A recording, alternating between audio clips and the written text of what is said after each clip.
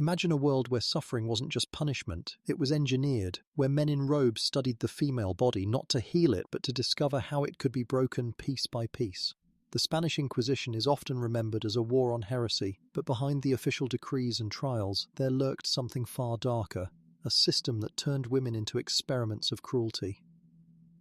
These weren't random acts of violence. They were carefully designed methods, devices built to exploit biology, to turn childbirth, anatomy, and femininity itself into sources of unbearable pain. What began with a papal decree in 1481 would spiral into centuries of fear, humiliation, and systematic persecution. And some of the instruments used are so disturbing they almost defy belief. On November 15th, 1481, a single document signed by Pope Sixtus IV unleashed one of the darkest machines of persecution the world had ever seen.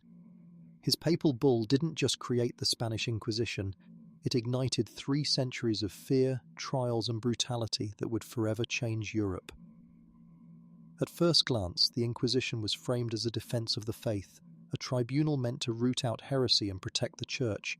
But in practice it became something far more sinister, a system of power that preyed on the most vulnerable, with women caught at its very centre. Historical records show that nearly 60% of the Inquisition's victims were women. In cases of witchcraft, that number surged to nearly 80%. This was no coincidence. The institution deliberately viewed women as more corruptible, more prone to temptation, and therefore more deserving of harsher correction. Simply stepping outside of rigid expectations, owning property, practicing herbal medicine, or even speaking too freely could spark suspicion that ended in interrogation chambers. But numbers only tell part of the story. What made this system truly terrifying was how far it went to target women in ways men never faced. Torture wasn't just punishment, it was engineered to exploit female biology, turning anatomy itself into a weapon of control. And the first device that revealed just how calculated this cruelty was became infamous across Spain: the strapado. The strapado was one of the Inquisition's most infamous tools, and at first it might have seemed simple. Victims had their hands tied tightly behind their back, then a rope was looped around their wrists and pulled upward through a pulley on the ceiling. As they were hoisted into the air, their shoulders tore from their sockets, joints stretched unnaturally, and the weight of their own body became an executioner. For men, it was excruciating. But for women, the consequences were uniquely devastating. Childbirth had already weakened the pelvic muscles of many mothers, and the added tension of the strapado pulled mercilessly on those fragile areas. Inquisitors knew this, and they exploited it deliberately. The very act of giving life was twisted into a new vulnerability, one that could now be used against women as proof of sin. Records from Toledo in 1547 describe one of the most horrifying variations. Pregnant women were suspended in the strapado, with heavy weights tied to their feet. The agony was unbearable, and the result was often a forced miscarriage. Instead of seeing this as the brutal crime it was, inquisitors declared it evidence that the woman had carried a demon inside her. What should have been a tragedy was turned into twisted proof of guilt. Even the preparation was cruel. Rough ropes were used on purpose, cutting deeply into the wrists as the body's weight dragged downward. The ceiling pulleys creaked under the strain, while the chamber filled with screams that echoed through stone walls. Each dislocation, each pop of a joint, wasn't just physical torture. It was a carefully orchestrated message: resist, and your suffering will only grow worse. And as horrific as the strapado was, it wasn't even the most sadistic invention, because soon inquisitors would create devices designed solely for the female body, tools that left scars far beyond the flesh. If the strapado shattered joints and tore muscle, the iron spider aimed at something deeper, a woman's very sense of identity. This device was unlike anything else in the Inquisition's arsenal, and its purpose was horrifyingly clear. The iron spider consisted of 4 curved metal claws, each one heated until it glowed red with unbearable heat. The claws were designed for a single target, the female breast. Once searing hot, they were clamped onto the flesh, tearing, burning, and mutilating the very features that society had tied to femininity and purity. But the pain itself was only half the purpose. For the Inquisition, the breast symbolized womanhood, sexuality, and the ability to nurture life. By destroying it, inquisitors weren't just inflicting agony, they were sending a message. Womanhood itself was dangerous, and any woman accused of sin would be punished through the very traits that defined her. Records from Seville in 1553 describe this process with chilling detail. Before the torture even began, priests delivered sermons on chastity and purity, forcing the accused to hear accusations about immorality while seated half-naked in front of her accusers. Bound to a specially built chair that pushed her chest forward, she could see the glowing claws inching closer. The psychological terror was often enough to break the strongest will. Many confessed before the claws even touched their skin, because the anticipation of mutilation was sometimes more unbearable than the pain itself. For those who endured the claws, the torture was permanent, not just in scars but in humiliation, a calculated destruction of both body and dignity. The Iron Spider revealed something chilling about the Inquisition. This wasn't random brutality, it was ritualized, symbolic. Punishment, an obsession with controlling and destroying femininity itself. And yet the cruelty didn't stop there, because while some devices mutilated, others sought to tear the body apart from within. The next was known simply as the potro, the Spanish rack. Among all the instruments of torment, few became as infamous as the potro, the Spanish rack. At first glance, it appeared to be nothing more than a table with ropes and wheels, but in the chambers of the Inquisition it became a weapon of calculated destruction. The victim was stretched out on the wooden frame, arms and legs bound tightly to toothed wheels at each end. As the inquisitors slowly turned the mechanisms, the ropes pulled tighter, wrenching the body in opposite directions. Joints cracked, muscles tore, and tendons strained until the body felt as though it was being ripped apart. But for women, the potro was adapted with chilling precision.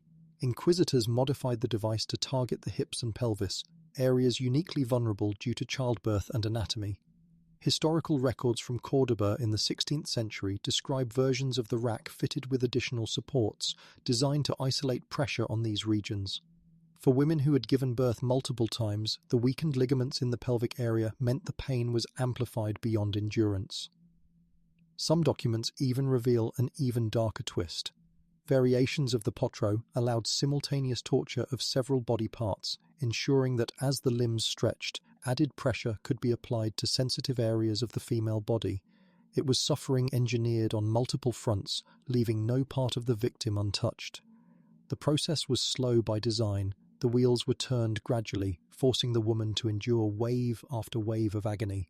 Each confession was wrung out not in sudden bursts, but in prolonged torment that made the passage of time itself an enemy. In many cases, the victim would confess to impossible crimes simply to end the torture, feeding into the Inquisition's cycle of fear and proof. The potro showed how far the Inquisition would go to break its victims. It wasn't just about pain, it was about domination, about twisting human anatomy into a roadmap of suffering.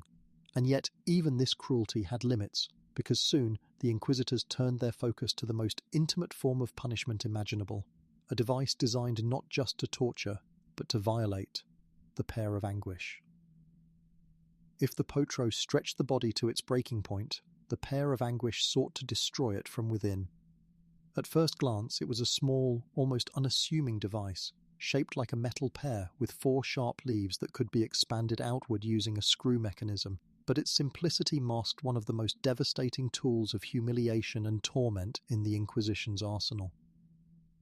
The device had several variations, oral, rectal, and vaginal.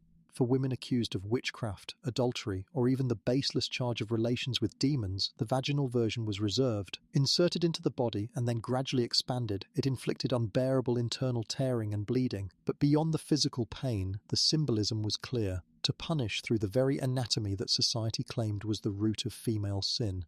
Historical records from Valencia in 1568 reveal just how far this cruelty went. Women who refused the advances of Inquisition officials were sometimes accused of immorality, then subjected to the vaginal pair as punishment. In these cases, justice wasn't about heresy at all, it was about personal revenge, masked by the authority of faith. The ritual that surrounded the device made the humiliation even worse. Before the torture, victims were forced to undergo invasive medical examinations carried out by male physicians chosen by this Inquisition. These procedures were often performed publicly in front of officials, reducing the woman to an object of scrutiny before the torment even began. By the time the pair was applied, the victim had already endured the crushing weight of exposure, degradation, and fear. This combination of invasion, humiliation, and physical agony turned the pair of anguish into something more than torture. It was a complete assault on dignity. The goal wasn't simply confession, it was annihilation of self, a calculated breaking of body and spirit. And yet the Inquisition still had more methods waiting. because for some women, torture wasn't meant to end quickly. Instead, they were forced into a device where every breath, every shift of the body created fresh waves of pain. This was the judgment chair. Some devices of the Inquisition struck with sudden violence, tearing bodies apart in moments. But the judgment chair worked differently. It wasn't designed for quick destruction. It was built for endurance, a prolonged agony that could stretch for hours, even days. The chair itself looked ordinary at first glance, but every inch of its surface was covered in sharp iron spikes. The seat, the back, the armrests, even the footrests were all weaponized. Once a woman was forced onto it, the spikes pierced her skin in dozens of places at once, and the more she moved, the deeper the iron dug in. But for female victims, there was an additional layer of cruelty. Many versions of the chair included protrusions specifically placed to target the most sensitive areas of the female body. The message was clear. Pain would not only be constant, it would be intimate, humiliating, and impossible to ignore. Records from Murcia in 1575 describe sessions that lasted up to 18 straight hours. Women accused of witchcraft were bound to the chair and interrogated endlessly about supposed dealings with demons or secret rituals. Each time their answers displeased the inquisitors, the questioning continued and the spikes kept cutting deeper. Unlike other tortures that risked knocking a victim unconscious, the judgment chair inflicted just enough pain to keep the woman awake, trapped in a cycle of agony without escape. The psychological effect was as devastating as the physical. Victims often broke down long before their bodies failed them, offering fantastical confessions just to end the torment. Stories of flying to midnight Sabbaths, of speaking with spirits, of impossible powers, all wrung from minds shattered by unrelenting pain. These confessions became evidence, feeding the Inquisition's need for proof, even if the crimes had never existed. The judgment chair revealed something chilling about the Inquisition. Cruelty didn't always need fire or mutilation.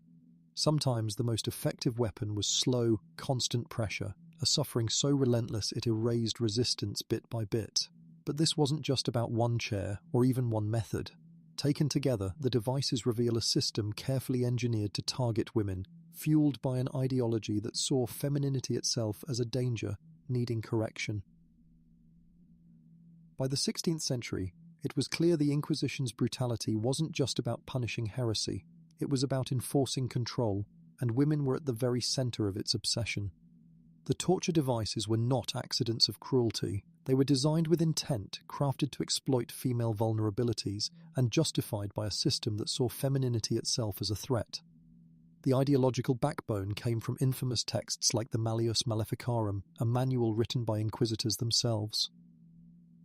In its pages, women were described as morally weaker, more corruptible, and more likely to fall under the influence of the devil. These arguments gave the Inquisition a theological excuse to pursue women with far greater severity than men. To the Church's courts, women were not only heretics in waiting, they were dangerous by nature. The statistics revealed just how deep this bias ran. Surviving records show that women were 3 times more likely than men to face multiple forms of torture in a single trial. They were also 5 times more likely to endure methods specifically designed for sexual humiliation. This was not coincidence, it was policy, built into the very structure of inquisitorial justice.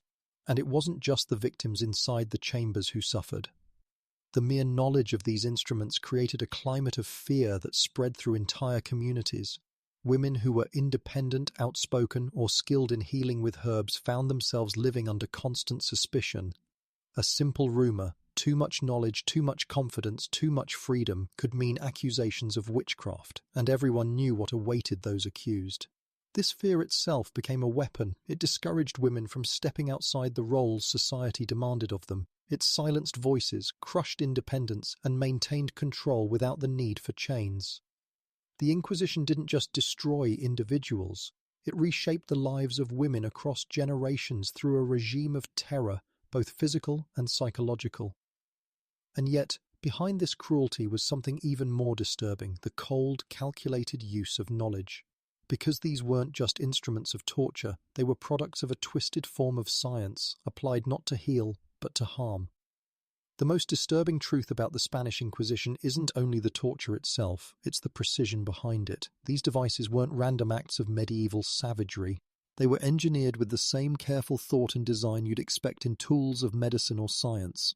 Except here, every calculation had a single goal: to maximize pain without granting the release of death. The rack, for example, exploited the limits of human anatomy, stretching ligaments to the point of tearing while keeping vital organs intact. The judgment chair used the psychology of endurance, inflicting shallow wounds that could last for hours without killing. Even the pair of anguish, with its grotesque design, revealed an understanding of the body's most vulnerable points. This wasn't madness, it was method. And that's what makes it so unsettling. The same era that gave us breakthroughs in navigation, architecture, and medicine also poured its ingenuity into perfecting cruelty. The Inquisition turned knowledge into a weapon, showing how science itself can be corrupted when guided by fear and ideology instead of compassion. But the legacy of this scientific cruelty didn't end with the 15th century. Historians have noted that many of the Inquisition's methods, forced confessions, psychological torment, and carefully engineered pain, echo in later systems of punishment, from 18th century dungeons to modern interrogation tactics. The idea of breaking the mind by breaking the body has proven disturbingly enduring. For women, the legacy ran even deeper. The image of femininity as dangerous, fragile, or corrupt continued to shape laws, cultures, and even medical practices for centuries. Fear of female independence, rooted in part in the doctrines of the Inquisition, echoed long after the torture chambers were closed. So when we look back at the devices of the Spanish Inquisition, we're not just staring at relics of the past. We're looking at a blueprint, a chilling reminder of how knowledge, when stripped of empathy, can become the sharpest weapon of all. The Spanish Inquisition reminds us of one of history's darkest truths, that cruelty is most dangerous when it is organized, justified, and disguised as righteousness. These devices, the rack, the iron spider, the judgment chair, were not born of chaos, but of order. They were crafted with intention, documented with precision, and defended with the language of faith and justice. But their true purpose was never justice. It was control. Control over minds through fear. Control over women through humiliation, control over society through the spectacle of suffering. The numbers are staggering, tens of thousands tortured, thousands executed, but behind each statistic was a human being whose body and spirit were shattered in the name of belief. Their screams may have been silenced by time, but the lessons of their suffering still echo. Because history warns us, whenever knowledge is twisted by prejudice, whenever authority disguises cruelty as necessity, the cycle of persecution can begin again. And so, the legacy of the Inquisition is not just its past, but its warning for the future. To remember these devices is not to glorify horror, but to confront it, to ensure that the tools of suffering never again become the tools of power. The torture chambers are silent now, but the questions they raise are louder than ever.